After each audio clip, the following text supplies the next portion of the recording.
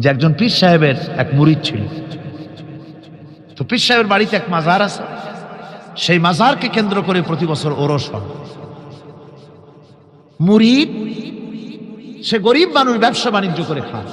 তারপরে তার একটা গাধা ছিল, সেই গাধার উপরে সওয়ার হয়ে বাজার ঘাট করত, মালপত্র আনা নেওয়া করে, ওই দিয়ে তার জীবিকা নির্বাহ। একদিন তার গাধাটা মারা গেল। সেই রিসালার মধ্যে লেখা হয়েছে যে লোকটা তখন গাধা মরেছে, এর আর কিচ্ছু নাই, জমি জমাও নাই, খাবে কি করে, খুব দুঃখ পেল মনে। আর এই গাধা যদি মরে কুলে পড়ে থাকে তাহলে দুর্গন্ধ হবে। সেই জন্য রাস্তার পাশে ঝুপড়ি, তার একটা বাড়ি, ওই বাড়ির পাশেই রাস্তার পাশেই একটা কবর খুঁড়িয়া তার মধ্যে গাধারে শোয়াই দিয়া দাফন টাফন করিয়া কবরের পাশে বসে আর দুশ্চিন্তা করতেছে যে আমি এরপরে বাঁচবো কি করে, খাবো কি, ঘুমায়, মানে চোখ বুঝে বুঝে কাঁদতেছে। এমন সময় ওইটা ছিল বাজারে যাওয়ার রাস্তা, লোকজন বাজারের দিকে যাচ্ছে। যাওয়ার সময় চিন্তা করলো যে এখানে তো কোনোদিন মাজার দেখি নাই, এখানে একটা লোক কাঁদতেছে মাজারের কাছে বসে, না জানি কোনো অলি আল্লাহর কবর হবে বোধ। এরপরে লোকেরা বাজার থেকে ফেরার সময় দেখে যে হ্যাঁ, ওই সেই লোকটা এখনো কাঁদতেছে। তখন যার কাছে যা ছিল, কেউ 2টা পান থুয়ে গেল, কেউ একটা বেগুন, কেউ 2টা চিংড়ি মাছ, কেউ 2টা টাকা, কেউ একটু মরিচ, এইভাবে তরি তরকারি চাউল যার কাছে যা ছিল কিছু কিছু দিয়ে গেছে। কিছুক্ষণ পর সন্ধ্যার দিকে লোকটা মনে করলো আর কতক্ষণ কান্দি, এখন বাড়ি যাই। চোখ খুলে দেখে চতুর্দিকে খাদ্য খাবার, তরি তরকারি, পয়সা করি। কই যে মাশাআল্লাহ, শুনছিলাম হাতি বাঁচতেও লাখ টাকা, মরলেও লাখ টাকা, সে কথা যে গাধার ব্যাপারে কাটে তা তো জানি না। এই গাধা মরিও তো আমার বাঁচায় গেছে। এখন ওই কবরের উপরে, গাধার কবরের উপরে চাদর টাদর চড়ায় দিয়া ওইখানে জুজ্জাত করে বসছে। বছর খানিক চলে গেল, লোকেরা পয়সা কড়ি দেওয়া শুরু করলো। এরপরে সেখানে সে ইট পাটকেল জোগাড় করলো, একটা বিল্ডিং তৈরি করলো, সামনে সাইনবোর্ড লাগায় দিল হযরত গেদা শাহ রহমতুল্লাহ আলাইহির মাজার। মানুষ প্রতি বছর ওরসে এখানে জমা হচ্ছে, টাকার অভাব নাই। এখন এই লোক যার মুরিদ, সেই পীর সাহেবের কাছে অন্যরা এসে কয় হুজুর আপনার মাজারের আর বরকত কি, আপনার মুরিদের মাজারের কাছে মানুষ ভরা, টাকার অভাব নাই। পীর সাহেব কৌতূহল হলো যে ও আবার একটা মাজার পাইল কোন। তারপরে একদিন ওই মুরিদকে ডেকে বলল, বাবা সত্যি কথাটা আমারে কও, এই মাজার কার? মুরিদ কয় যে হুজুর আপনি আমার ওস্তাদ, আপনার কাছেই সব শিখছি, কিন্তু এই কথা কাউকে বলবেন না। বলল না, বল না কি হয়েছে, মাজারটা কার? বললো যে হুজুর যে গাধাটা নিয়ে ব্যবসা করতাম, ওই গাধাটা মরে গেল, তারে কবরে দিয়ে টিয়া এরপরে পরে এই ঘটনা হয়েছে। পীর সাহেব কয় আমি আরো চিন্তা করছিলাম যে না জানি কোনো সত্যি কোনো পীর সাহেবের মাজার। অসুবিধা হয় নাই, তোমার ওখানে যেটার কবর ওইটার মায়ের কবর হলো আমার বাড়িতে। মানে ওই বাচ্চা গাধাটা পীর সাহেবই দিয়েছিল তারে। আমার ভাইরা, আপনারা আশ্চর্য হবেন, বাংলাদেশে এরকম বহুত মাজার আছে, সে মাজারের কোনো ঠিকানা নাই, কার মাজার তারও কোনো খোঁজ খবর নাই। দীর্ঘ 30,000 বৎসর সেজদায় পড়ে থাকলেন। আর আরেকটা বর্ণনায় পাওয়া যায় 30,000 বৎসর নয়, জিবরিল আমিন খাদারে সেজদা করলেন আল্লাহর কদমে 30 লক্ষ বৎসর। সুবহানাল্লাহ বললেন। লম্বা সেজদা করবার পরে জিবরাইল শুধুমাত্র সেজদায় পড়ে আছে, মাথা উঠায় না। আল্লাহ তাআলা বলছেন জিবরাইল এবার মাথা উঠাও। জিবরাইল বুঝতে পেরেছেন হয়তো আল্লাহ তাআলা আমার উপরে সন্তুষ্ট হয়ে গিয়েছেন, এই জন্যে মাথাতে সেজদা উঠাবার কথা বলেছেন।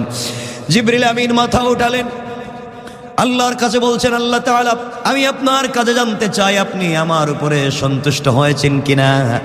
আল্লাহ রব্বুল ইজ্জতুল জালাল বলছেন জিবরাইল রে, সত্যি তোমাকে আমি পছন্দ করি, আর তোমাকে আমার সৃষ্টির পয়গম্বরদের কাছে পাঠাতে চাই।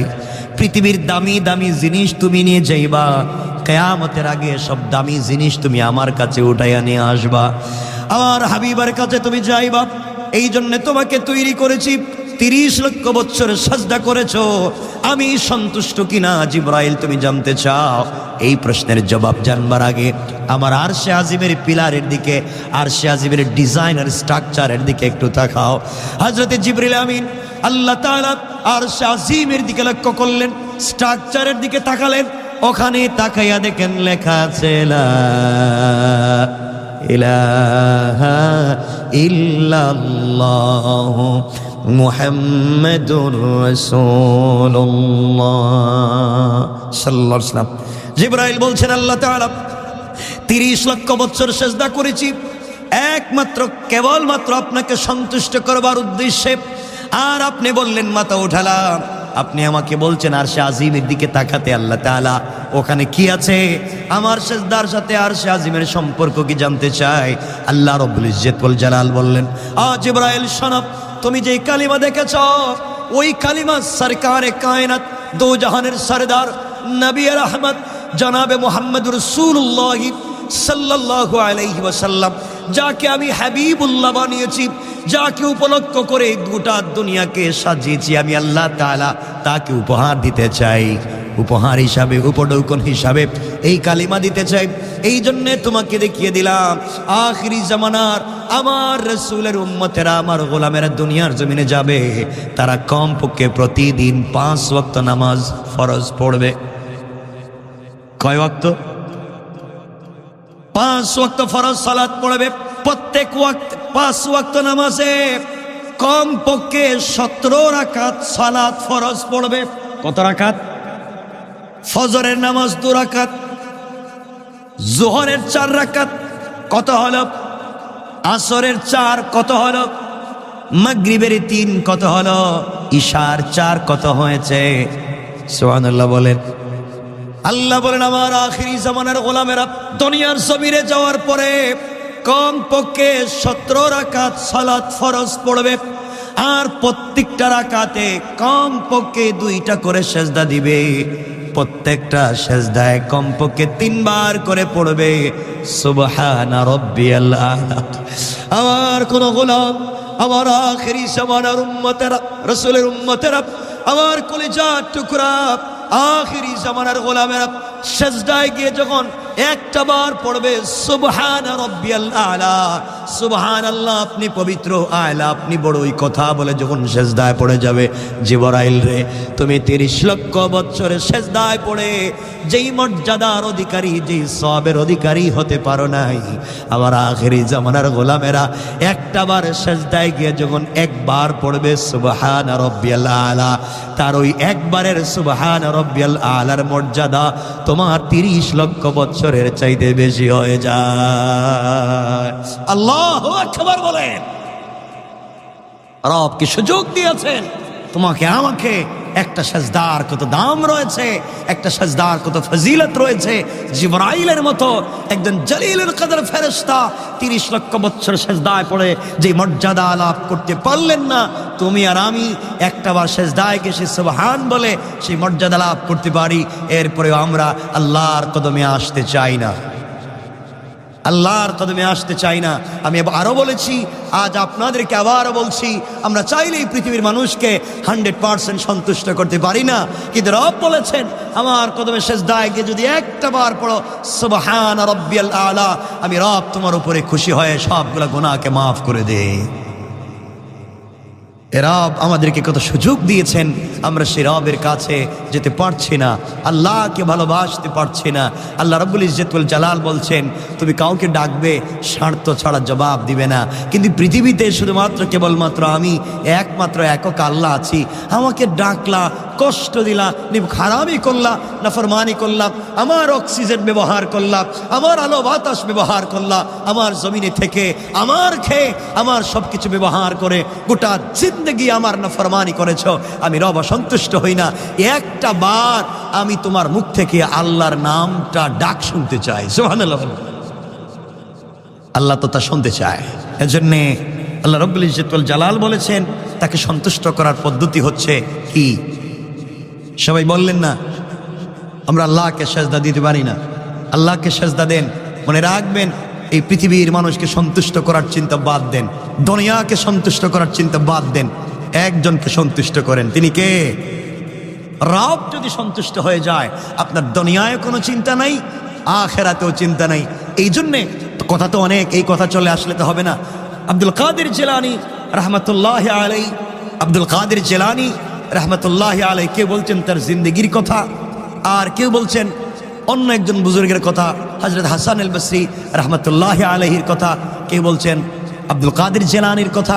তো এটা ঐতিহাসিক তথ্য, যে কারো হতে পারে। আমি শুধু এতটুকুন বলতে চাই, আমরা যদি আল্লাহর কাছে হযরতে, এই কথাটা সহিহ, এই কথাটা হাদিসে এসেছে, হযরতে খাদিজাতুল কুবরা রাদিয়াল্লাহু তাআলা আনহা ইন্তেকালের সময় রাসূল পাক সাল্লাল্লাহু আলাইহি ওয়াসাল্লামকে বলছেন যে রাসূলুল্লাহ আমি ইন্তেকাল করবার পরে আমি কবরে কেমনে থাকবো? আপনি তো আপনার মেয়েকে বলেছেন ইয়া ফাতিমা আনকিজি নাফসাকে মিনান নার, ও ফাতেমা নিজেকেও জাহান্নামের আগুন থেকে বাঁচাইও। আমি বাপের পরিচয় দিয়া ওই কবরে কিন্তু বাঁচতে পারবা না, নিজের পরিচয়টা ঠিক করো। এই জন্য আমার পরিচয় দিয়ে, আপনার সন্তানের পরিচয় দিয়ে, আপনার পীর আর বুজুর্গের পরিচয় দিয়ে, আপনার ওলি আর গাউস কুতুবের পরিচয় দিয়ে কবর থেকে বাঁচা যাবে না। রাসূল পাক বলেছেন ইয়া ফাতেমা আনকিজি নাফসাকে মিনান নার, ও ফাতেমা আমি রাসূল রাহমাতুল লিল আলামিন, এই পরিচয় দিলে কবরে কেউ শুনবে না। নিজের পরিচয় দাও একমাত্র তাওহীদ আর রিসালাতের পরিচয়। আল্লাহু আকবার। মানে রাখবেন, এই জন্য কবরে পরিচয় চলবে একমাত্র কার? আওয়াজ করে বলেন কার? খাদিজাতুল কুবরার সম্পর্কে রাসূল পাক স্বপ্নে দেখলেন। খাদিজাতুল কুবরা, আমি সহিহ কথা বলছি, হাদিস থেকে বলছি, রাসূল পাক সাল্লাল্লাহু আলাইহি ওয়াসাল্লাম দেখলেন খাদিজাতুল কুবরা জান্নাতের ভিতরে চলে গিয়েছেন। জান্নাতের কথা শুনে আপনাদের কষ্ট হলো? সুবহানাল্লাহর আওয়াজটা এমন হলো।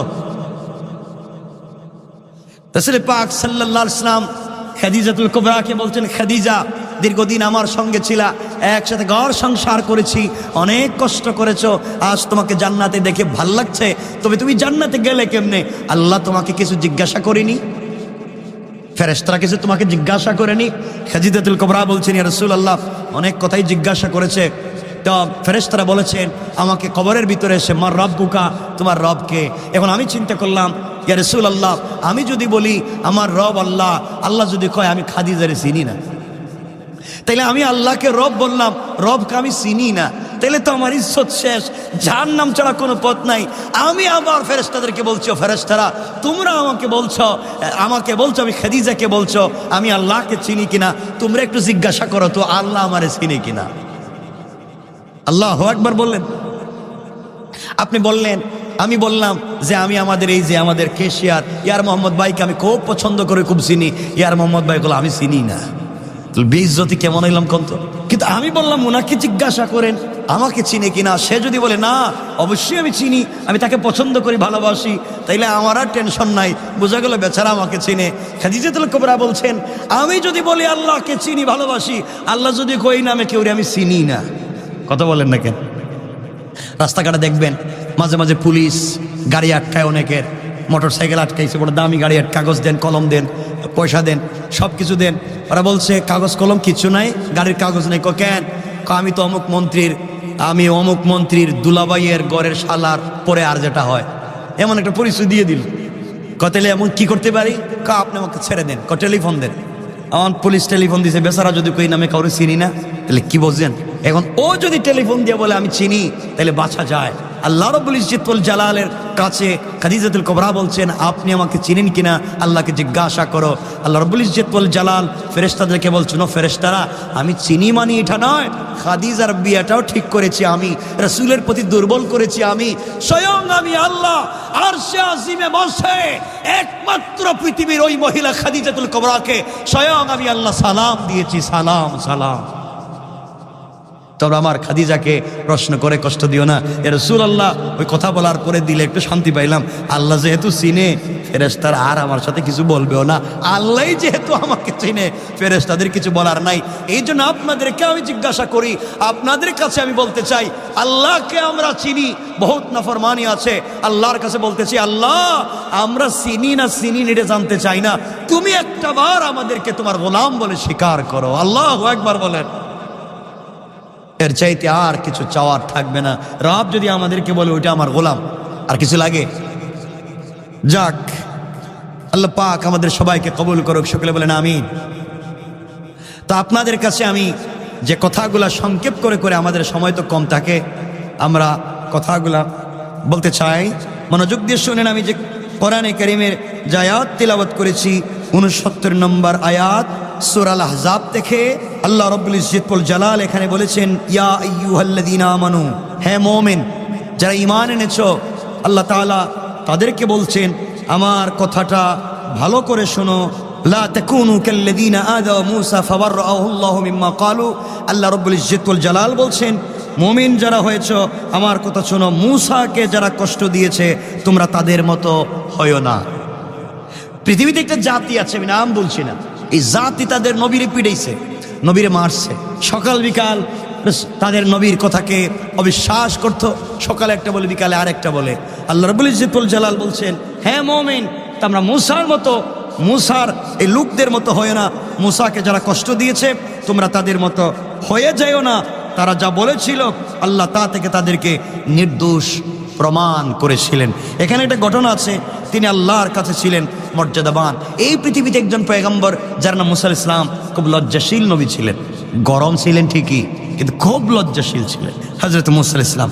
তো এখানে কথা হচ্ছে, যেটা আমরা সংক্ষেপ করে কথাটা শুনতে চাই। আল্লাহ এতে বলছেন তোমরা মুসার সম্প্রদায়ের মতো হইও না। এর অর্থ এটা জরুরি নয় যে আমরা মুসার সম্প্রদায়ের মতো হয়েছি, আমরা রাসূলকে গালি দিয়েছি, আমরা পিটিয়েছি। আল্লাহ আগেই বলছেন তোমরা এভাবে হইও না, কেন ওরা খারাপ লোক। কথা কি বুঝতে পেরেছেন? ওরা তাদের নবীরে মারে, নবীকে পিটায়, নবীকে গালি দেয়। আমরা আমাদের রাসূলকে গালি দেই না। আমরা আমাদের রাসূলকে আমাদের জিন্দেগির চাইতে পছন্দ করি, আমাদের জীবনের চাইতে, আমাদের সন্তানের চাইতে, আমাদের অস্তিত্বের চাইতে এই পৃথিবীতে ভালোবাসি আমাদের কলিজার টুকরা রাসূলকে। ঠিক কিনা বলেন? মুসা আলাইহিস সালামের সম্প্রদায়ের লোকেরা মুসা আলাইহিস সালামকে তারা গালি দিত এবং সুযোগ পেলে তারা মারবার চেষ্টা করত, অনেকবার মারবার চেষ্টা করেছে। ওখানে একটা ভিন্ন ঘটনা হাদিস শরীফে এসেছে, রাসূল পাক সাল্লাল্লাহু আলাইহি ওয়াসাল্লামকে আল্লাহ তাআলা জানিয়ে দিয়েছেন। সিদ্দিক বুখারী শরীফের হাদিস, হযরত আবু হুরায়রা রাদিয়াল্লাহু তাআলা আনহু থেকে রওয়ায়াত এসেছে, মুসা আলাইহিস সালাম অত্যন্ত লজ্জাশীল একজন নবী ছিলেন। তার শরীর কেউ দেখতো না, তিনি পুরা বডি ঢেকে চলতেন। সুবহানাল্লাহ বললেন না? তিনি নারী ছিলেন না পুরুষ ছিলেন? কথা বলছেন না কেন? একজন পুরুষ নবী, কারণ কোন নারীকে তো আল্লাহ নবী এবং রাসূল বানাবেন না, বানাবেনই না। একজন রাসূল, একজন নবী এবং রাসূল হযরত মুসা কিন্তু খুব লজ্জাশীল ছিলেন, পুরা বডি পর্দা করে চলতেন। সুবহানাল্লাহ বলেন? একজন পুরুষের কথা বলছি। তিনি খুব লজ্জাশীল ছিলেন, তার শরীর কাউকে দেখুক তিনি এটা চাইতেন না, এভাবে চাইতেন এবং পর্দার আড়ালে তিনি গোসল করতেন। আগেকার বনি ইসরায়েলের মধ্যে ছিল তারা পাবলিকের সামনে উলঙ্গ হয়ে গোসল করত। এরা কেমন জাতি বুঝতে পারছেন? তারা পাবলিকের সামনে উলঙ্গ হয়ে গোসল করত। তো মুসা আলাইহিস সালাম আড়ালে গিয়ে গোসল করতেন। সুবহানাল্লাহ বললেন না? একবার বনি ইসরায়েলের সম্প্রদায়ের লোকেরা বলাবলি করতে লাগলো, সমালোচনা করতে লাগলো, মুসা কারো সামনে গোসল করে না কেন? কি হয়েছে তার? সে নাকি নবী, সে রাসূল হবে ভাবছে, কিছু বলে। মুসা তখন ছোট বাচ্চা মানুষ, পাবলিকের সামনে গোসল করতেন না। কি হয়েছে মুসা সবার সামনে আসে না কেন? বুঝতে পেরেছি, মুসার মনে হয় কুষ্ঠরোগ, লজ্জায় কারো সামনে আসে না, অথবা এক শিরা রোগ, এই লজ্জায় কারো সামনে আসে না। আল্লাহ তাআলা বলছেন আমি সকল নবী রাসূলকে নির্দোষ রেখে, নির্ভেজাল রেখে, নিখুঁত হিসাবে সৃষ্টি করেছি। বলেন সুবহানাল্লাহ। তারা বলতে লাগলো মুসা আলাইহিস সালাম কুষ্ঠরোগে আক্রান্ত, অথবা এক শিরা রোগে আক্রান্ত, অথবা কোনো মারাত্মক রোগে আক্রান্ত, এই জন্য পাবলিকের সামনে আসেন না। আল্লাহ তাআলা এটা সহ্য করতে পারবেন না। তিনি যাকে নবী বানাবেন তার সম্পর্কে আপনি মিথ্যা কথা বলবেন, তার দোষ দেখবেন, এটা আল্লাহ সহ্য করতে পারেন। আল্লাহর সহ্যের বরদাস্তের বাহিরে চলে যায়। আল্লাহ সিদ্ধান্ত নিলেন মুসা যে শরীরে কোনো রোগ নাই, কুষ্ঠকাঠিন্য নাই, মরণ বেদি নাই, এক শিরা নাই, এটা আমি বুঝাতে চাই। কিন্তু মুসা তো কোনোদিন কাপড় খুলবে না, মুসা তো পাবলিকের সামনে গোসল করবে না। কিন্তু এই মুসারে কেমনে পাবলিকের সামনে যে মুসা ঠিক আছেন এটা বুঝাতে পারি? আল্লাহ সিদ্ধান্ত নিলেন যাক, মুসাকে আমাকে বুঝাতেই হবে। আমার মুসলমান বান্দাগান গভীর মনোযোগ। হযরতে মুসা আলাইহিস সালাতু ওয়াস সালাম একদিন নির্জনে একা একা জঙ্গলের কাছাকাছি গিয়ে গোসল করতে লাগলেন। নির্জনে একা একা গোসল করতে লাগলেন। কাপড়গুলা খুলে একটা পাথরের উপরে রেখে দিলেন। পয়গম্বর মুসা আলাইহিস সালাতু ওয়াস সালাম একটা পাথরের উপরে কাপড়গুলা রেখে নির্জন জায়গায় তিনি একটা পুকুরে গর্তে তিনি গোসল করতে নেমে গেলেন। গোসল শেষ করে হযরতে মুসা আলাইহিস সালাম হাত বাড়ালেন পাথরের দিকে কাপড় আনবার জন্য। যখন হাত বাড়ালেন আল্লাহ তাআলা পাথরকে নির্দেশ করলেন, পাথর মুসা যেন ধরতে না পারে এইভাবে তুমি দৌড়াও। এ তো আসতে আল্লাহ বলছেন মুসা, আল্লাহ বলছেন পাথর রে মুসা যেন ধরতে না পারে এভাবে দৌড়াও। আল্লাহ তাআলা পাথরের জবান খুলে দিয়েছেন। পাথর বলছে আল্লাহ কোন দিকে দৌড়াবো আপনি বলেন। আল্লাহ বললেন শোনো, পুরা দেশের বনি ইসরাইল কিছু 1 কিলোমিটার দূরে ওই জায়গায় তারা সবাই বেশে সমাবেশ করতেছে, সব বনি ইসরাইল আছে। ওই বনি ইসরাইল যেদিকে আছে পাথর কাপড় নিয়ে এদিকে যাও। আল্লাহু আকবার বললেন। আল্লাহর ইচ্ছা কেমন হলো দেখেন। মুসা আলাইহিস সালাম লজ্জায় পড়ে গেলেন, কতক্ষণ পানিতে বসে থাকবেন, তিনিও পাথরের পিছনে দৌড় দিলেন আর বললেন পাথর বেয়াদবি করিস না, তুই আমি মুসারে চিনস না, আমি কে? মায়ের শুরু করলে তোর অবস্থা খারাপ করে দিব, আমার কাপড় দে। পাথর কি আর কথা শুনবে নাকি? পাথর কি আমাদের মতো লোক যে 50 টাকা দেন দিয়ে দিব, কিছু ঘুষ একটা দিলে সব কিছু পাওয়া যায়, তো পাথর কি 50 টাকা নিব? আল্লাহর হুকুমে পাথর দৌড়াচ্ছে আর মুসা আলাইহিস সালাম পিছনে পিছনে দৌড়াচ্ছেন। মুসা তো জানেন না এই হিকমতটা কার, আওয়াজ করে বলেন কার? পাথর দৌড়াতে লাগলো। এক পর্যায়ে মুসা আলাইহিস সালাম পিছনে পিছনে দৌড়ালেন আর বলতে লাগলেন আমার কাপড় পাথর নিয়ে কই যাস, পাথর নিয়ে কই যাস? পাবলিক রাস্তা দিয়ে হেঁটে যায় আর দেখে মুসা দৌড়ায়, পাথরও দৌড়ায়। বুঝতে পারলাম না, এতদিন মনে করছিলাম মুসা জাদুঘর, এখন দেখি পাথরেরও জাদু করে ছাড়ছে। পাথর দিকে দৌড়ায় যেতে লাগলো। অবশেষে বনি ইসরাইলের সমাবেশের কাছাকাছি গিয়ে একবারে সমাবেশের মধ্যখানে গিয়ে পাথর থেমে গেল। বনি ইসরাইলের আর সমাবেশ সেরে হযরতে মুসার দিকে তাকালো, ভালো করে তাকাইয়া দেখে না কোনো রোগ নাই। সুবহানাল্লাহ বললেন না? আল্লাহ রব্বুল ইজ্জতুল জালাল মুসা যে নির্ভেজাল খাঁটি, কোনো রোগ নাই, ওইটা বোঝাবার জন্য আল্লাহ তাআলা পাথরকে দিয়া এই হিকমত কায়েম করলেন। বলেন সুবহানাল্লাহ। আমার বন্ধুগণ, তারা দেখে ফেললো তিনি নিখুঁত এবং সুস্থ আছেন, এতে তাদের বিশ্বাস ভালো হয়ে গেল। মুসা আলাইহিস সালাতু ওয়াস সালাম নির্দোষ প্রমাণ হয়ে গেলেন। প্রস্তরটা পাথরটা থেমে গেল। মুসা আলাইহিস সালাম কাপড়গুলো উঠিয়ে নিলেন, লজ্জায় পড়ে গেলেন, কাপড়গুলো পরলেন এবং সেজদায় পড়ে গেলেন। অতঃপর লাঠি আসেনি, কথা কথা মুসার কাছে আসেনি লাঠি, সবসময় এটা থাকে, ওটা থাকবে। লাঠি আছে, লাঠি বের করেছেন, লাঠি বের করেছেন। মুসার তো মিজাজ গরম, করছস কি? লাঠি বের করে পাথরে আঘাত শুরু করেছেন। লাঠিটা পাথরে যখন আঘাত শুরু করেছেন, পাথরের মধ্যে 3 থেকে 4টা নালার মতো দাগ হয়ে গিয়েছে। আল্লাহু আকবার। আল্লাহ তাআলা পাথরের জবান খুলে দিলেন। পাথর ডাক দিয়ে বলছে লাইসা লিজাম, আমার কোনো গুনাহ নাই, আপনি আমার পিটালেন কেন? তুই আমার কাপড় নিয়ে দৌড় দিলে কেন? তোর কোনো গুনাহ নাই, তে দৌড় দিলে কেন আমার কাপড় নিয়ে? আল্লাহ রব্বুল ইজ্জতুল জালাল জানাইয়া দিলেন মুসা রে, পাথরের দোষ নাই, আমি আল্লাহ তাআলা পাথরকে বলে দিয়েছি কাপড় নিয়ে যাওয়ার জন্য। বনি ইসরাইলরা তোমার বিরুদ্ধে কুৎসা রটনা করে, আর আমি আল্লাহ সারা দুনিয়ার সামনে তোমাকে নিখুঁত নির্ভেজাল করে দিতে চাই। সুবহানাল্লাহ বল। আমি কোন নবীকে, দোষী ব্যক্তিকে নবী বানাতে চাই না, শরীরে খুঁত আছে এমন ব্যক্তিকে রাসূল বানাতে চাই না। এজন্য আমি তাদের সামনে পরিষ্কার করে দিলাম। আল্লাহ রাব্বুল ইজ্জতুল জালাল বলছেন, আল্লাহ তাআলার কাছে মর্যাদা সম্পন্ন হচ্ছেন একজন পয়গম্বর, তিনি হচ্ছেন মুসা। ওয়া কানা ইনদাল্লাহি ওয়াজিহা। আল্লাহ বুঝাতে চাইলেন আমি আত্মমর্যাদা সম্পন্ন ব্যক্তিকে ভালো বংশে দিয়ে তাকে নবী বানাই। কারণ যে কোনো বংশ থেকে যদি নবী বানাই, তাই ভালো বংশের লোকেরা বলবে এই লোকটাকে আমরা নবী মানতে চাইব না। এজন্য আল্লাহ তাআলা বলেন আমি সবসময় একটা ভালো সম্ভ্রান্ত পরিবার থেকে নবী বানাই, কেউ যেন পিছনে কথা বলতে না। এই জন্য আল্লাহ তাআলা এভাবে তৈরি করেছেন। হযরত মূসা আলাইহিস সালাম আল্লাহর হুকুম পালন করলেন। আল্লাহর হুকুম পালন করতে গিয়ে তিনি জমিনের ভিতরে অনেক কষ্ট, অনেক নির্যাতন সহ্য করেছেন। কাফেরেরা, তার জাতির লোকেরা তাকে কষ্ট দিয়েছে, আঘাত দিয়েছে। মানে রাখবেন, যারা রাসূলদেরকে আঘাত করেছে, কষ্ট দিয়েছে, তারা এই দুনিয়ার জমিনে পুরা জিন্দেগীভর তারা শাস্তির মুখোমুখি হতেই হবে, আজ না হয় আগামীকাল। কথা বলেন না কেন? এরপর আয়াত থেকে আল্লাহ তাআলা আমাদের রাসূলের কথাগুলা বলতে লাগলেন এবং আমাদের কথাগুলা আল্লাহ তাআলা বলতে লাগলেন। দেখেন আল্লাহর পরে কি বলছেন। আমার বন্ধুগণের পরে আল্লাহ বলতে লাগলেন, ইয়া আইয়ুহাল্লাযীনা আমানুত্তাকুল্লাহ ওয়া কুলু قولا سديدا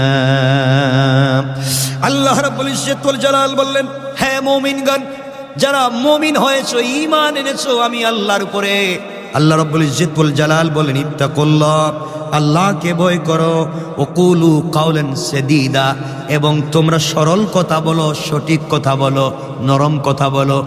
ওকুলু কাওলান সাদীদা, তোমরা সঠিক কথা বলো। দুটা বিষয় মনে রাখবেন, আল্লাহ ইমানদারদেরকে বলছেন দুটা জিনিস। এক নাম্বার, তোমরা ভয় করতে হবে কাকে?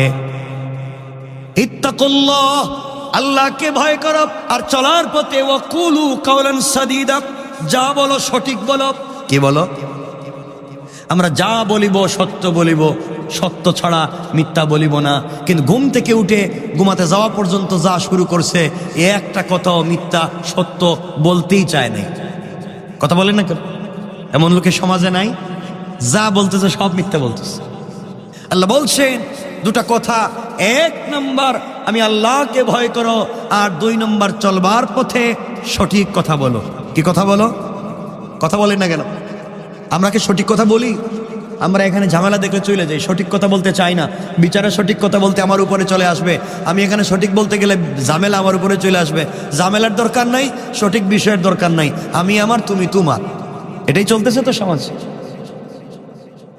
আল্লাহ রাব্বুল ইজ্জত ওয়াল জালাল ভালো করে বলছেন, শোনেন, চলার পথে যারা মুমিন, এক নাম্বার আমাকে ভয় করো, দুই নাম্বার সঠিক কথা বলো। যদি বলতে পারেন, আল্লাহ রাব্বুল ইজ্জত ওয়াল জালালের পরে বললেন يصلح لكم أعمالكم ويغفر لكم ذنوبكم ومن يطع الله ورسوله فقد فاز فوزا عظيما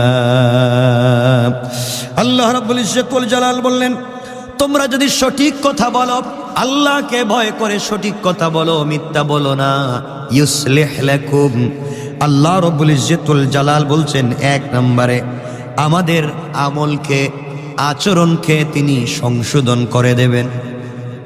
চলার পথে আমাদের আচরণ যদি ভুল হয়ে যায়, কারোর সঙ্গে খারাপ আচরণ করে থাকি, কাউকে কষ্ট দিয়ে থাকি, আল্লাহ রাব্বুল ইজ্জত ওয়াল জালাল বলেছেন, বান্দারে চলার পথে যদি তোমার আচরণ খারাপ হয়ে যায়, ইউসলিহ লাকুম, আমি আল্লাহ তাআলা নিজের দায়িত্বে তোমার আচরণকে, তোমার চরিত্রকে সংশোধন করার ওয়াদা দিলাম। তাহলে আমরা যদি আল্লাহকে ভয় করে সঠিক কথা বলি, তাহলে আমাদের চরিত্র সংশোধন করে দিবেন কে? আওয়াজ করে বলেন কে? দুটা কাজ করব, আল্লাহকে ভয় করে সঠিক কথা বলবো। এক নম্বরে আমাদের চরিত্র সংশোধন করে দিবেন আল্লাহ। আমাদের যে চরিত্র আজকালকে, আল্লাহ এই চরিত্র, এমন চরিত্র আমাদের, আমরা তাহাজ্জুদের নামাজ পড়ি, আওয়াবিন পড়ি, চাশ পড়ি, এশরাক পড়ি, ফজরের সালাত জামাতে পড়ি, এরপরে রুটিন মতো কোরআন শরীফ পড়ি, এরপরে তসবিহাত এনে তসবিহ পড়ি, সব শেষ কইরা সেইরা রাস্তায় বাইরিয়া গ্রামে গেলে কুদাল দিয়ে আরেকজনের আইল কাটতে জমিতে ঢুকায় দিই। কথা বলছেন না কেন? এগুলা নাই? আছে। আল্লাহ বলছেন ঘটনা কি, নামাজও দেখলাম ঠিক মতো, তসবিও দেখলাম ঠিক মতো, সব ঠিক মতো, এখন দেখতেছি আরেক কাজে শয়তান আল্লাহরে কইতেছে, আল্লাহ এমন কামটা আমার জিন্দেগিতেও করি নাই। নামাজ পড়ে সেরা, তসবি পড়ে সেরা, আরেক বেটার জমি কাটবো, আরেক বেটার দোকান চুরি করব, আর মালিককে ঠকাবো, এই কাজ তো আমি করি নাই, এটা করছে। এরপরে নাকি হ্যাঁ এখন দেখা যায় তসবি পড়তেছে, জিকির করতেছে। আল্লাহ তাআলা বলছেন, শয়তান ও যা করতেছে ওটা আমিও বুঝতেছি, ওটা তো দেখতেছি। আমরা এই জন্য বলি, এই কাজগুলো যারা করে, আজকে আমরা খোলস লাগিয়ে দিয়েছি, খোলস। আমরা ভালো মানুষের চরিত্রে ভিতরে খারাপ মানুষ হয়ে বসে রয়েছি। আল্লাহ বলেছেন, সুতরাং আমরা যদি সঠিক চরিত্র, সঠিক কথা বলি, চরিত্র সংশোধন করে দিবেন কে? এরপর আল্লাহ বলেছেন, আমালাকুম, তোমাদের আমলের মধ্যে যদি অসঙ্গতি থাকে, তোমাদের আমলের ভিতরে যদি সমস্যা থাকে, আর তোমরা যদি একমাত্র সঠিক কথা বলো, আমি আল্লাহ তাআলা তোমাদের আমলগুলোকেও সংশোধনের ওয়াদা দিলাম। চরিত্র যদি সংশোধন হয়ে যায়, আমল যদি সংশোধন হয়ে যায়, আর কিছু লাগে? কথা বলেন না কেন? আল্লাহ এই কথা বলে শেষ করেন নাই, আমল দিলেন, চরিত্র সংশোধন করে দিলেন। এই কথাগুলা বলে আল্লাহ শেষ করেন নাই, আয়াতের পরের শব্দে বললেন ওয়ায়াগফির লাকুম যুনুবাকুম। আল্লাহ রাব্বুল ইজ্জতুল জালাল ডাক দিয়ে বলছেন, শোনো রে, এবং তোমাদের যত পাপ আছে পৃথিবীতে, শুধুমাত্র সঠিক কথা যদি বলো, সবগুলা পাপকে ক্ষমা করে দেওয়ার ওয়াদা দিলাম। কি চমৎকার কথা! চরিত্র সংশোধন করে দিবেন, আমাদের আমলের ত্রুটি দূর করে দিবেন, এরপরে বলছেন সমস্ত গুনাহকে ক্ষমা করে দিবেন। সুবহানাল্লাহ পড়েন, জোরে বলেন। এরপর আল্লাহ রাব্বুল ইজ্জতুল জালাল একটা শব্দ বলছেন, আমি যে চরিত্র সংশোধন করে দেব, গুনাহ মাফ করে দেব, এরপরে তোমাদেরকে আল্লাহ রাব্বুল ইজ্জতুল জালাল আমলকে পরিবর্তন করে দিবেন। এগুলা দিয়ে শেষ করলেন না, পরের শব্দে আল্লাহ রাব্বুল ইজ্জতুল জালাল বললেন وَمَن يُطِعِ اللَّهَ وَرَسُولَهُ فَقَدْ فَازَ فَوْزًا عَظِيمًا। আল্লাহ রাব্বুল ইজ্জতুল জালাল বললেন, আল্লাহ এবং তার রাসূলের আনুগত্য যে কেউ করলে, যে কেউ যখন আল্লাহ এবং তার রাসূলের আনুগত্য করবে, সে অবশ্যই অবশ্যই দুনিয়া সাফল্য অর্জন করবে, আর ইন্তেকালের পরে আমার তৈরি জান্নাতে চলে যাবে। পড়েন সুবহানাল্লাহ।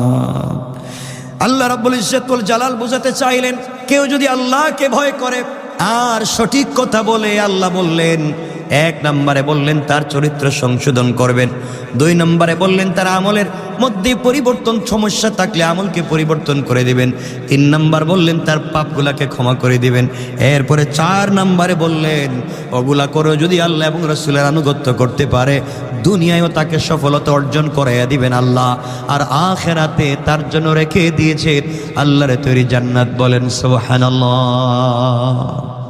আর কি চাই এই পৃথিবীতে? আর কি লাগবে? একজন মানুষের চলার পথে আর কিছু লাগবে না। কিন্তু আজকালকে আমরা জীবন কষ্ট করে যাচ্ছি, আমরা শুধু কাজ করে যাচ্ছি, আমরা শুধু দুনিয়া দুনিয়া দুনিয়া করে যাচ্ছি। মনে রাখবেন, যারা কষ্ট করছেন এই পৃথিবীতে, দুনিয়া নিয়ে হোক আখিরাত নিয়ে হোক, যারা এই পৃথিবীতে কষ্ট করে, আল্লাহ তাদেরকে বিফল করেন না, আল্লাহ তাদেরকে সফলতা দান করেন। এই জন্য জোয়ান যারা এখানে আছো, জোয়ান যারা এখানে বসে আছো, তোমাদেরকে আমি বলছি, তোমাদের বয়স হচ্ছে, কলেজে পড়ছো, ইউনিভার্সিটিতে পড়ছো, কি কাজ করছো, কেরিয়ার করতে চাও, জীবনকে ভবিষ্যৎকে সুন্দর করতে চাও, মনে রাখবা কেরিয়ার গড়ার বয়সে কখনো নিজের চেহারার দিকে তাকাতে নাই। কথা কি বুঝতে পেরেছি? আমার কথা বুঝতে পারলেন? আপনি যদি পৃথিবীতে সফল হতে চান, সাকসেস একজন পার্সন হতে চান, দুনিয়ায় হোক আর আখিরাতে হোক, আবারও বলছি, এই পৃথিবীতে যদি একজন সাকসেসফুল ম্যান আপনি হতে চান, তাহলে কেরিয়ার গড়ার বয়সে আপনি আপনার চেহারার দিকে তাকাবেন না। আমার কথা কি বুঝতে পেরেছেন? আবারও বলছি, কেরিয়ার গড়ার বয়সে আপনি আপনার চেহারার দিকে তাকাতে নাই, কারণ ভালো চেহারা, ভালো কেরিয়ার হলে চেহারা অটোমেটিক ভালো হয়ে যায়। কথা বলেন না কেন? কেরিয়ার যদি ভালো হয় তাহলে চেহারা এমনি এমনি ভালো হয়ে যায়। ঠিক বললাম না? খারাপ বললাম? আর কেরিয়ার যদি ভালো না হয়, অনেক সুন্দর চেহারাও বিনষ্ট হয়ে যায়। কথা বলছেন না কেন? সুতরাং কেরিয়ার গড়ার বয়সে সফলতার জিন্দগিতে তুমি গমিয়ে গমিয়ে কাটিয়ে দিও না। আমার কষ্ট হয়, আমার লজ্জা হয়, আমার নিজের অনুশোচনা হয় জওয়ানদেরকে দেখলে, তারা কেমনে গমিয়ে গমিয়ে এই বয়সটা কাটিয়ে দেয়। এটা তো ঘুমানোর বয়স না, এটা তোমার জিন্দগিকে গড়বার বয়স। কথা বলছে না? আমরা তো যার বয়স 60 বছর, একটা হিসাব করেন তো দেখি, আমরা প্রতিদিন কয় ঘন্টা ঘুমাই? গড়ে রাত দিনে মিলাইয়া 8 ঘন্টা তো ঘুমাই, রাত দিনে মিলে কমপক্ষে 8 ঘন্টা তো ঘুমানি, আরও বেশি ঘুমাই। অনেকে তো এখন তো ঘুমাচ্ছে না, 20 বছর বয়স হতো 24 ঘন্টার 20 ঘন্টাই ঘুমাইছে। হয়তো হতে পারে না? হতে পারে। আমি জানতে চাই, যার বয়স 20 বছর, সেই বেচারা, যার বয়স 60 বছর, সে যদি প্রতিদিন 8 ঘন্টা ঘুমায়, তাহলে 24 ঘন্টার কয় ভাগের 1 ভাগ? 3 ভাগের 1 ভাগ। আবার বলছি, যেই ব্যক্তি 8 ঘন্টা প্রতিদিন ঘুমায়, তার বয়স যদি 60 বছর হয়, আর 3 ভাগের 1 ভাগ দিনের যদি 8 ঘন্টা হয়, তাহলে 60-এর 3 ভাগের 1 ভাগ কত? তাহলে একটা লোক নির্বেজাল খালি ঘুমাইছে 20 বছর। আপনারা শুধু ঘুমাইছেন 20 বছর। আমি মিথ্যা বলছি? 60 বছর জিন্দগির 20 বছর শুধু ঘুমাইলেন, আপনার সফলতা কোথায়? আর বাকি ক্যারিয়ার করবার জন্যে, স্টুডেন্ট লাইফ পড়বার জন্যে আরো 20 বছর কাটাইয়া দিলেন। কত হইল? চাকরি চাকরি আর পড়া পড়া করতে করতে 20 20 40 আছে 20 আছে কত? এবং বিয়ে শাদী করবেন, দেখবেন আপনি বিয়ে করছেন, আপনার বয়স যখন 58 বছর, আপনার বাচ্চার বয়স 1.5 মাস। ওটা দিয়ে আপনি কি করবেন? আপনি তো মরার সময় হয়েছে। অনেকের হয়ও না। এই জন্য শোনো, আমি ক্যারিয়ার গড়ব, আমি প্রতিষ্ঠিত হব, আমি সফল হব, আমি বিয়ে করব, তোমার কপালে কি আছে একমাত্র আল্লাহ জানেন। আল্লাহ তাআলা তোমাকে প্রতিষ্ঠিত করেই, সফল করেই, সাকসেস একজন পুরুষ করেই এই পৃথিবীতে পাঠিয়ে দিয়েছেন। ঠিক কিনা বলেন? সুতরাং ঘুমিয়ে ঘুমিয়ে কাটাবার জন্য নয়, গাদার মতো কাজ করবার জন্য নয়, আপনি একটা রুটিন করেন, সিস্টেমের ভিতরে লাইফকে নিয়ে আসেন, কন্টিনিউ করেন লাইফকে। রব বলেছেন ফাকাদ ফাজা, সে দুনিয়ায়ও কামিয়াব, আখিরাতেও কামিয়াব। আপনি শুধু ঘুমাবেন, আপনি 20 বছর ঘুমাইলেন আর পড়তে গেছেন আরো 20 বছর। কথা বলেন না কেন? তা কত বছর গেল গড়ে? তার বাকি আছে কয় বছর? কি করবেন এখন? মনে করছি বিয়ে করবো। তুমি বিয়ে করো আর নাই করো, কেউ চাকরি করবে, ঘর বাড়ি বানাইবো, দেখবেন 50 বছর হয়েছে, বেটা 40 বছর জাপানে ছিল, ইউরোপে আমেরিকা ছিল, জিন্দগি কাটাইয়া 50 বছর বয়সে টাকা পয়সা নিয়ে বাড়িতে আসছে, এটা বাড়ি বানাইবো। বাড়ি বানানোর কাজ চলতেছে, গাদার মতো যৌবনকালে কাজ করেছে, এখন মেরুদণ্ড ব্যথা, ডায়াবেটিস, হাই প্রেশার, কথা বলেন না কেন, কোলেস্টেরল, রোগের শেষ নাই। 40 বছর ইনকাম করে যা পয়সা জমাইছিল বডির পিছনে, এখন এই টাকা খরচ করতেছে। কথা বলেন না কেন? যা ইনকাম করছিলেন এতদিনে, এখন এই বডিকে ঠিক রাখতে গিয়ে সব শেষ করে ফেললেন। এই জন্য আমি বলছি না আপনাদেরকে গাধার মতো রাত দিন কাজ করতে। সাকসেস লাইফের স্টোরি হচ্ছে আপনি যখনই বুঝতে পারলেন এই জিন্দগি, তখন থেকে একটা রুটিন করেন জিন্দগি চলবার জন্য, দেখবেন আপনি একজন সাকসেসফুল মানুষ হতে পারবেন। কথা কি আমার বুঝেন আপনারা? আল্লাহ আমাদেরকে বুঝবার তৌফিক দান করুক, সকলে বলেন আমিন। মনে রাখবেন, জোয়ানদেরকে বলছি, বাবার পয়সা আছে এই জন্য চেহারার শুধু তেল মালিশ করতেছে, পারফিউম শরীরে দিচ্ছ, দামি কাপড় আয়রন করছো, আর সুন্দর সুন্দর কাপড় ডিজাইন করছো, চেহারাকে সুন্দর করছো, চুল ডিজাইন করে কাটছো, এই পয়সা যে খরচ করতেছ, মনে রাখবা শুধু ভালো চেহারাই ভালো নয়। মনে রাখবা একজন মানুষের চেহারা সব সময় দাম ভালো নাও থাকতে পারে, কিন্তু যদি ভালো একটা ক্যারিয়ার গড়তে পারেন, সর্বকালে সব সময় এই ক্যারিয়ারের দাম থাকবে। কথা বলছেন না কেন? দেখবেন একটা মেয়ে, ধরেন আমি কথার কথা বলতেছি, একটা মেয়ে চেহারা খুব কালো, খুব কালো, মানে কালো বলতে অনেক কালো চেহারা, ছেলের চেহারা বা একটা মেয়ের ছেলের চেহারা ধরলাম, অনেক কালো। বাবা বিয়ে দিতে চায়, বাবা বলছে আল্লাহ এই মেয়েটারে কেন দিস, আমার এত কালো মেয়ে, আমি কার কাছে বিয়ে দিব? যত ছেলে দেখতে আসে বলছে এই মেয়েকে বিয়ে করে লাভ কিনে নিয়ে কি করতাম, এত কালো, আমাকে 30 লাখ টাকা দেওয়া লাগবে, 40 লাখ টাকা দেওয়া লাগবে, যৌতুক দেওয়া লাগবে, না হচ্ছে এই কালো মেয়েকে বিয়ে করবো না। মেয়ে সিদ্ধান্ত নিল আমার চেহারা ভালো নাও হতে পারে, আমি কেরিয়ার দেখবো সাকসেস করা যায় কিনা। মেয়ে আস্তে আস্তে করে কষ্ট করে করে পড়ালেখা করতে করতে BCS ক্যাডার হয়ে গেল। কি হইল? BCS cadre. ওই যেই বেচারা 30 লক্ষ টাকা যৌতুক চাইছিল, দেখবেন সকালবেলা মিষ্টির ট্রাক লইয়া বাড়িতে হাজির। কথা কন না কেন? চেহারার দরকার নাই, চেহারার দরকার নেই, আমি 10 লাখ টাকা দিব, এরপরে বিয়ে করতে চাই। এখন কি এই চেহারা বিয়ে করতে চায় না ক্যারিয়ার? কথা বলেন। এই জন্য বলতে চাই, আবারও বলছি এই কথা, ক্যারিয়ারকে যদি সাকসেস করতে পারেন, লাইফ স্টোরি সাকসেস হয়ে যাবে। চেহারা দেখবার দরকার নাই, লাইফকে গড়েন, দুনিয়া এবং আখিরাত কামিয়াব হয়ে যাবে ইনশাল্লাহ। আমার কথা কি বুঝতে পেরেছেন আপনারা? এই জন্য চেহারারে খুব দামি বানায় লাভ নাই, নিজের জিন্দগিকে দামি বানান। কবুল করবেন কে? কথা তো অনেক অনেক কথা বলতে চাই, কিন্তু আমরা কথা বলতে পারি না। মনে রাখবেন, এই পৃথিবীতে আমরা একজন শ্রেষ্ঠ আমাদের পালনকর্তা পেয়েছি, এই পৃথিবীর শ্রেষ্ঠ পালনকর্তা আমরা পেয়েছি রব। আমাদের একজন শ্রেষ্ঠ রব আছেন, আমরা একজন শ্রেষ্ঠ রবের শ্রেষ্ঠ গোলাম। কি বলেন? আমাদের রব শ্রেষ্ঠ, আমাদের রব গোলাম হিসাবে আমরা আমাদের নবী, আমাদের কিতাব, আমাদের ধর্ম, সব শ্রেষ্ঠ, আমাদের আল্লাহ শ্রেষ্ঠ, আমরা গোলাম শ্রেষ্ঠ, আমাদের নবী শ্রেষ্ঠ, আমাদের কিতাব আল কোরআন শ্রেষ্ঠ, আমাদের ধর্ম ইসলাম শ্রেষ্ঠ। আল্লাহু আকবার বলেন। তাইলে তুমি কিসের জন্য পিছনে পড়ে থাকো? তুমি তো জন্মই নিয়েছো সোনার চামচ নিয়ে। কথা বলছেন না কেন? তুমি পৃথিবীতে চলার পথে আল্লাহর মতো একজন অভিভাবক পাচ্ছ শ্রেষ্ঠ, আল্লাহর মতো একজন রব পাচ্ছ শ্রেষ্ঠ, নিজে গোলাম হিসাবে পাচ্ছ শ্রেষ্ঠ, রসুলকে পাচ্ছ শ্রেষ্ঠ, কোরআন পাচ্ছ শ্রেষ্ঠ, ধর্ম পাচ্ছ শ্রেষ্ঠ। তো তুমি আমি তো সোনার চামচ নিয়ে আসছি দুনিয়ায়। রব বলেছেন এই শ্রেষ্ঠত্বের লড়াইয়ে তুমি শুধু আমার কদমে সেজদা করো, সেজদা করো। রব বলেছেন আমাদেরকে সফলতা দিয়ে দিবেন। সুবহানাল্লাহ বলেন। কিন্তু এই সফলতার জিন্দেগিতেও কিছু দরিদ্রতা আমাদেরকে পেয়ে যায় না, পায় না? কিছু দরিদ্রতা আমাদেরকে পেয়ে যায়। পৃথিবীতে দরিদ্রতা আসে যে কয়েকটা কারণে, আমি ছোট করে আপনাদেরকে মনে পড়ে গেলে বলে দিচ্ছি। পৃথিবীতে দরিদ্রতা আসে পরিবারে, ব্যক্তির জিন্দেগিতে মোটামুটি 7 কারণে, কম বেশ 7টা কারণে আপনার দরিদ্রতা আসতে পারে। 7টা কারণে আপনি পৃথিবীতে বিপদে পড়তে পারেন। 1 নম্বর কারণ হচ্ছে তাড়াহুড়া করে নামাজ পড়বার কারণ।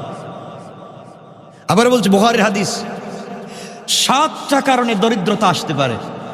আর একটা কারণ হচ্ছে তাড়াহুড়া করে সালাত পড়বার কারণে।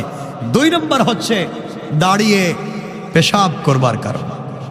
আমরা তাড়াহুড়া করে নামাজ পড়ি না, কথা বলেন, অনেকেই পড়ি, আমরা দাঁড়িয়ে প্রস্রাব করি না।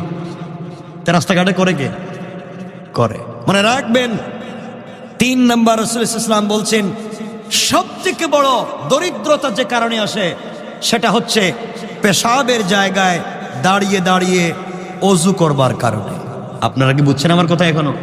যেখানে পেশাব করেছে ওখানে দাঁড়িয়ে অজু করছে, এই লোকটা পবিত্র হওয়ার সম্ভাবনা নেই। কিন্তু আজকালকের যে আমাদের বাথরুমগুলো আছে, ওয়াশরুমগুলো আছে, বাথটবগুলো আছে, ওটা তো আলাদা আলাদা অনেক জায়গা, আলাদা আলাদা না, উঁচা নিচা ভাঁজ করা আছে, এটা এক জায়গা, আলাদা আলাদা অনেক জায়গা আছে দেখবেন ওই একটাই, কিন্তু আপনি ওখানে প্রস্রাব। এটার বলার উদ্দেশ্য আছে, আমার উদ্দেশ্য হচ্ছে আমি বলতে চাচ্ছি না আপনাদেরকে যে শুধু কমেডে প্রস্রাব করেছে আর ওখানে দাঁড়িয়ে অজু করেছে, আমি এটা বুঝাচ্ছি না। আমি বুঝাচ্ছি আমাদের আজকের এই সোসাইটিতে এমন হয়ে গিয়েছে, কমোড বাদ দেন, যেখানে গোসল করে ওখানে অনেকেই পেশাব করে। এখন তো ফরিস্তার মতো বসে রয়েছেন, কোনো কথা বলতেছেন না। আপনারা ফরিস্তা হইলে কি আর না হইলে কি, আমি তো পাবলিক, আমিও বুঝি কিছু, আমি মানুষকে চিনি। আজকালকে যেখানে নামাজ গোসল করে, যেখানে দাঁড়িয়ে গোসল করে, যেখানে অজু করে, মাঝে মাঝে ওখানে বসে পেশাব করে। এটাই বোঝাচ্ছেন রাসূল পাক ইসলাম যে ওই জায়গায় যদি কেউ পেশাব করে তাহলে এই জায়গায় তো অজুও করে, এই জায়গায় তো গোসলও করে, এই জায়গায় পেশাব করলো, তাহলে এই জায়গাকে নাপাক করলো। এর কারণে সর্বপ্রথম যে আযাবের সম্মুখীন হবে সে তো ইন্তেকালের সময়, সাকারাতের সময় খুব কঠিন শাস্তি পাবে, কঠিন শাস্তি পাবে।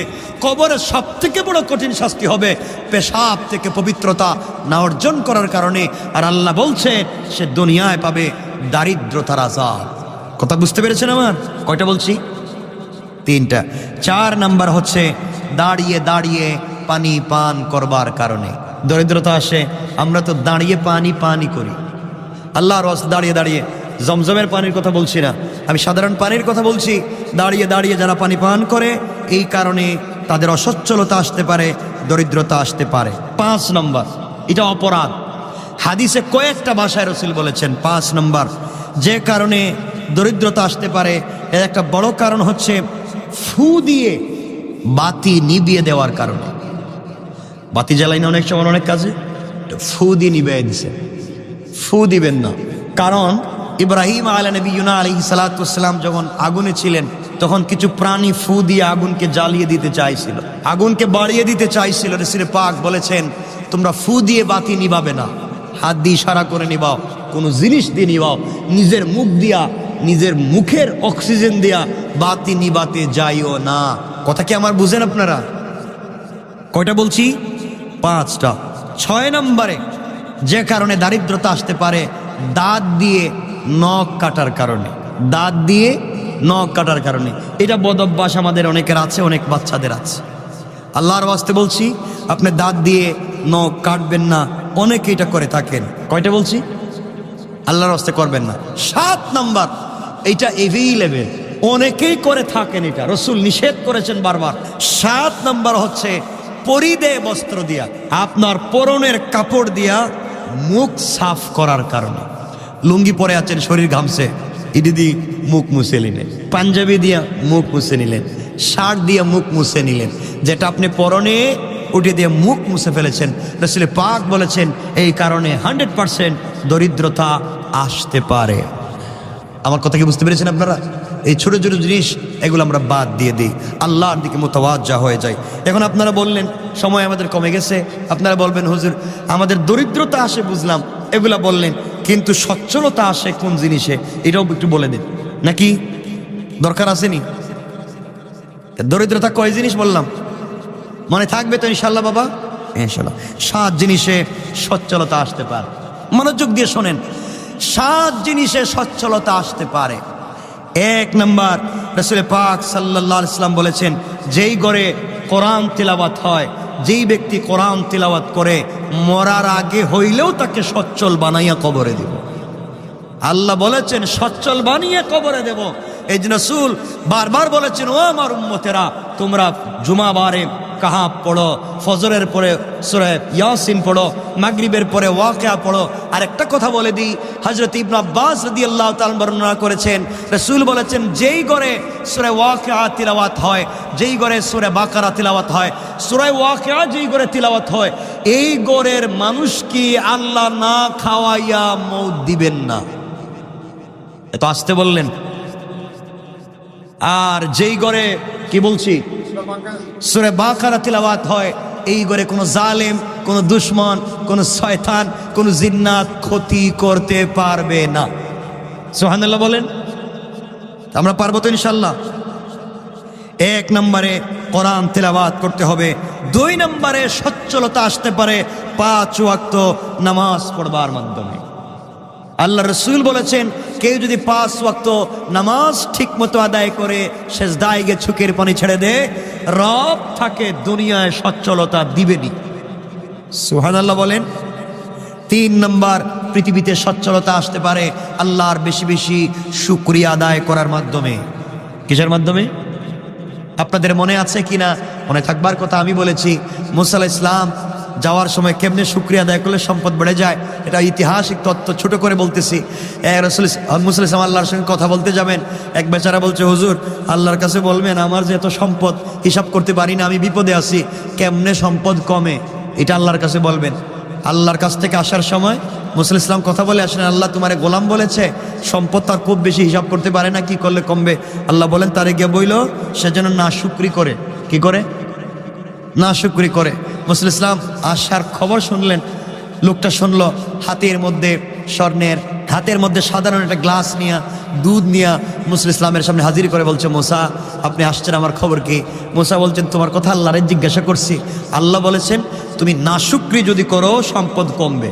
ওই বেচারা চিন্তা করলো রব আমারে বানাইছেন, পয়সা রব আমারে দিয়েছেন, আর তারই নাশুকরি করব, বেঈমানি করব, আমার দ্বারা সম্ভব না। আল্লাহ শুকরিয়া তোমার দরবারে আমাকে ভালো মানুষ বানাইছো। এই কথা বলে কাঁপতে কাঁপতে এই কাচের গ্লাসটা হাত থেকে পড়ে গেছে।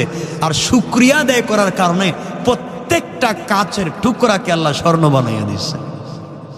তাই আমি বোঝাতে চাইলাম শুকরিয়া আদায় করলে কমে না বাড়ে? বাড়ে। 4 নম্বরে সচ্ছলতা আসতে পারে দরিদ্র মানুষকে এবং অক্ষম মানুষকে সাহায্য করার কারণে। গরিব অসহায় দরিদ্রকে সাহায্য করেন, একজন প্রতিবন্ধীকে সাহায্য করেন, বিকলাঙ্গকে সাহায্য করেন। রব বলেছেন এর মাধ্যমে সচ্ছলতা তিনি দান করবেন। 5 নম্বরে গুনাহের কারণে বেশি বেশি প্রার্থনা যারা করে, গুনার কারণে বেশি ক্ষমা চায় যারা, তাদেরকে আল্লাহ তাআলা সচ্ছলতা দান করবেন। 6 নম্বরে পিতামাতা এবং আত্মীয় স্বজনের সাথে যারা সদাচরণ করে আল্লাহ তাদেরকে সচ্ছলতা দান করবেন। 7 নম্বরে যারা সূরা ইয়াসিন তিলাওয়াত করে এবং সূরা ওয়াকিয়া তিলাওয়াত করে আল্লাহ তাদেরকে সচ্ছলতা দান করবেন। কয়টা বললাম? 7টা। আল্লাহ তাআলা আমাদের সবাইকে কবুল করুক। সকলে বলেন আমিন, আরো জোরে বলেন আমিন। অনেক সময় চলে গিয়েছে।